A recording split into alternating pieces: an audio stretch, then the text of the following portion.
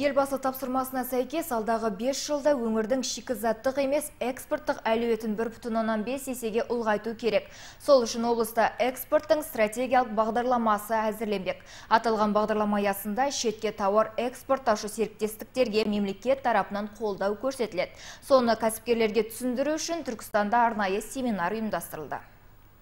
Қолда бар мәліметтерге сүйенсек, облыста шетке өнім экспорттаумен айналысатын 50-ден астам серіктестік бар. Жаңадан әзірленетін стратегиялық бағдарлама сол кәсіпкерлердің жұмысын жеңілдету үшін дайындалуда. Жаңа жоба кедендік мәселелерді оңтайландырып, бірқатар кедергілерді жоюға ықпал етпек. Біріншіден ең бастысы бұл проблемаларды бірге шешу. Проблема жоқ емес, проблема бар. Атап айтқанда, мысалы, кедендік процедураларды, рәсімдерді мысалы оңтайландыру, соны жылдамдату.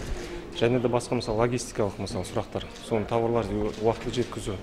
Жаңа жобаның жайы талқыланған жиынға әкімдік қызметкерлері мен кәсіпкерлерден бөлек біздегі қаржы ұйымдары мен өзге де мемлекеттік орган өкілдері қатысты. Жиын барысында осы топтар өздерінің қандай қызмет атқаратыны туралы ақпарат берді. Ал реті келгенде қиындыққа тап болған кәсіпкерлер мәселелерін айтып, нақты жауап алды. Сондай кәсіпкердің бірі Төлебилік Ғабиден Құстаубаев. Мал етін сатумен айналысатын азамат болашақта шетке ет экспорттасам дейді. Сол үшін мемлекет тарапынан қаржылай қолдау көрсетілгенін қалайды. Президенттің бағдарламасы бойынша, программасы бойынша экспортты көтерейік деп 10.000 тонна ірі қара малдың етін, 5.000 тонна қойдың етін экспортқа шығарған деген үмітіміз бар.